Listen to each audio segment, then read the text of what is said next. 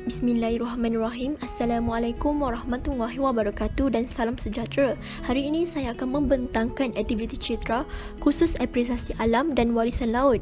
Nama saya Munirah binti Mansur, nombor matrik S58996, program pengajian sarjana muda kaunseling dengan kepujian. Nama mentor Dr. Mat Aris Safri bin Mat Yasin.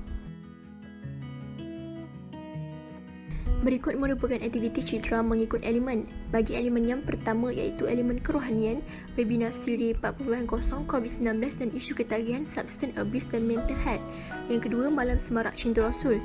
Bagi elemen keusahawanan, latihan siswa common bagi projek siswa mall dan international webinar on student development, get rich, be happy and money and health.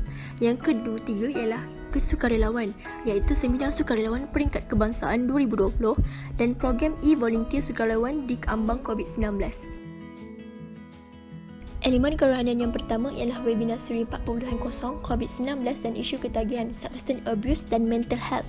Objektif yang pertama ialah melahirkan pakar dalam bidang pencegahan, rawatan, pemulihan dan penjagaan yang berkaitan seakannya. Yang kedua, menyediakan pencegahan awal tentang penggunaan ubat-ubatan iaitu alkohol dan dadah. Yang ketiga, memberikan pendedahan dan pendidikan info yang menarik. Refleksi yang saya dapat iaitu 40% pesakit yang menghidap sakit mental merupakan positif dadah iaitu heroin, ganja, amfetamin dan alkohol. Ini memberikan kesedaran kepada saya untuk tidak terjebak dengan segala jenis dadah yang boleh menyebabkan ketagihan. Self tip yang diberikan iaitu yang pertama, mulakan lakonan senaman di pagi hari. Yang kedua, jaga kitaran tidur. Yang ketiga, jaga pemakanan. Yang keempat, amalkan teknik-teknik realisasi. Yang kelima, meningkatkan komunikasi iaitu pilih kawan yang terbaik. Yang keenam, amalkan memberi sedekah. Saya telah amalkan tips ini yang menampakkan perubahan hidup saya ke arah yang lebih baik. Oleh itu, dengan penyertaan program ini, saya telah dapat mengetahui lebih banyak mengenai keburukan ketagihan dadah dan mengetahui setiap jenis dadah yang berbeza yang memberikan saya pengetahuan umum untuk pada masa depan saya akan datang. Selain itu, dapat mengatur hidup saya dan mengurus hidup saya dengan lebih teratur dan sihat dengan mengamalkan tips yang diberikan, iaitu tips yang tersebut. Tips ini memberikan otak kita berfungsi dengan baik dan lebih baik, seperti contoh tidak mengantuk di kelas pada waktu pagi. Elemen kerohanian yang kedua ialah malam semarak cinta Rasul. Objektif yang pertama ialah mengingatkan orang ramai bahawa keistimewaan malam durasi ini kepada seluruh umat Islam. Yang kedua ialah mengajak berselawat dan bacaan al-Mulk secara atas talian. Yang ketiga, mempelajari sejarah Rasul. Refleksi yang saya dapat iaitu dapat menimbulkan rasa cinta terhadap Rasul dengan berselawat. Yang kedua ialah saya dapat mengetahui sejarah Rasul dengan lebih mendalam, iaitu baginda dilahirkan di Mekah semenanjung Arab.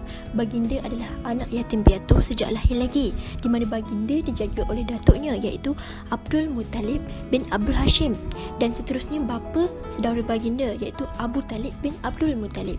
Pada suatu malam pada hari Isnin 21 Ramadan bersamaan dengan 10 Ogos, ketika baginda sedang bertakafur di Gua Hira, malaikat Jibril mendatangi Muhammad. Ketika itu merupakan wahyu pertama yang diterima oleh Muhammad. Ketika itu baginda berusia 40 tahun setengah.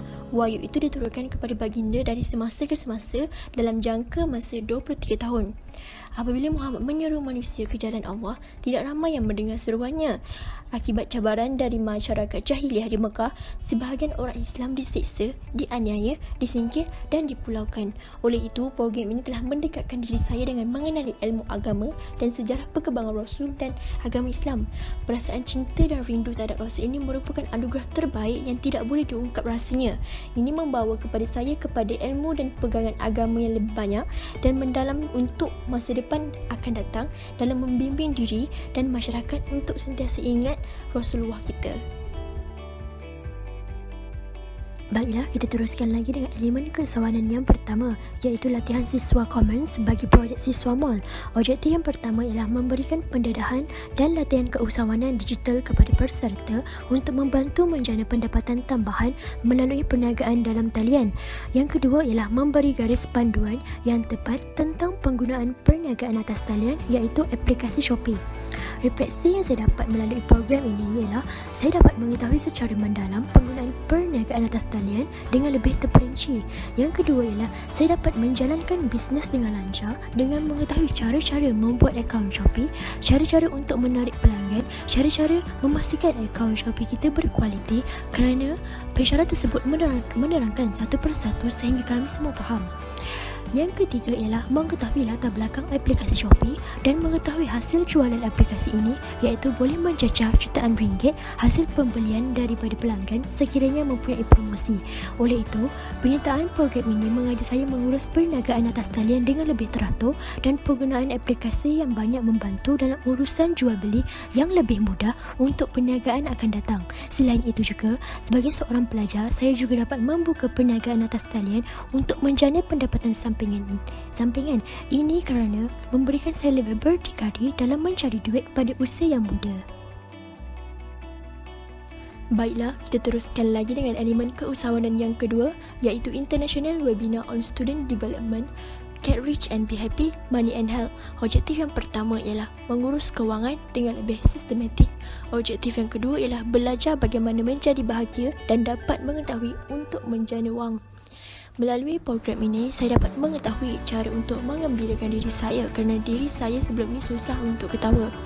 Program ini telah menerapkan setiap individu mestilah sentiasa berfikiran positif dan bersemangat setiap hari dengan berkata hebat apabila orang bertanya apakah perasaan saya pada hari ini.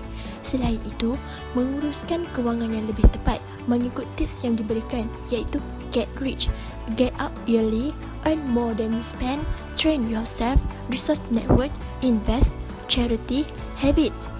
Dalam setiap perkara dan cabaran yang dilakukan, sentiasalah amalkan 5C, iaitu Control, Calm, Cope, Concentrate, Create New Norm. Oleh itu, memberikan diri kita lebih tenang dan fokus dalam membuat sesuatu keputusan. Baiklah, kita teruskan lagi dengan elemen sukarelawan yang pertama, iaitu Seminar Sukarelawan Peringkat Kebangsaan 2020. Berikut merupakan objektif program ini. Oleh itu, menjadi sukarelawan bukan perkara yang mudah, iaitu saya kena pastikan diri saya sihat dahulu, tubuh badan dan tidak cedera, baru kita boleh bantu orang lain. Saya juga dapat mempelajari banyak perkara yang membuatkan diri saya semangat dalam mengikuti misi-misi kerana sikap saya yang suka membantu dari zaman saya kecil lagi. Nilai murni yang harus dipupuk dan sanggup berkorban demi menyelamatkan manusia dan memastikan setiap manusia dalam keadaan selamat dan cukup segala bekalan keperluan mereka. Yang pertama ialah masyarakat tidak akan selamat melainkan orang lain selamat juga. Itu merupakan prinsip yang penting dalam sukarelawan. Keprihatinan masyarakat sangat penting. Yang kedua adalah dalam dunia sukarelawan ini, kita ini mestilah suka dan rela dalam memberikan bantuan dan tidak mengenal usia dalam melakukan sukarelawan. Yang ketiga ialah berikut merupakan kelebihan-kelebihan dalam menjadi sukarelawan. Dan yang keempat merupakan formula menjadi pemimpin global dalam sukarelawan. Yang kelima ialah saya juga dapat mengetahui situasi keadaan di mana tempat pengumpulan barang bantuan, iaitu hasil demi rakyat Malaysia kepada rakyat Syria seperti makanan dan selimut di luar negara, iaitu di simpanan Syria dan Turki. Dan saya juga harus mempunyai kekuatan fizikal, mental dan tidak mempunyai 3 penyakit serangkai dan sentiasa kuat dalam perubahan cuaca di setiap negara yang berbeza. Baiklah, kita teruskan dengan elemen sukarelawan yang terakhir, iaitu program e-volunteer sukarelawan di ambang COVID-19. Objektif yang pertama ialah memupuk minat pelajar untuk menyertai misi sukarelawan siswa. Yang kedua ialah menyedarkan pelajar bahawa ramai lagi masyarakat yang memerlukan bantuan. Yang ketiga, memberitahu kepada pelajar bahawa sukarelawan ini merupakan khidmat atau servis untuk semesta alam, binatang dan manusia. Program ini telah mengajar saya banyak perkara dari segi sukarelawan. Yang pertama ialah tidak mengira faktor umur, agama dan latar belakang kerana adanya sifat kemanusiaan yang ada di dalam diri manusia boleh menjadikan manusia seorang sukarelawan yang hebat pada masa akan datang.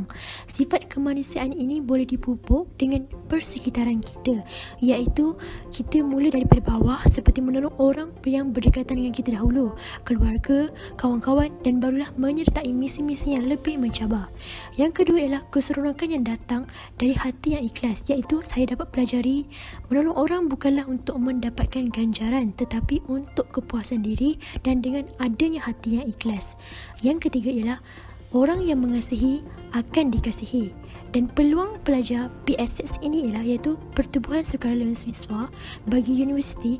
Yang pertama ialah misi sukarelawan siswa ke Sabah, Sarawak, Malaysia, Vietnam dan Indonesia, iaitu di luar negara.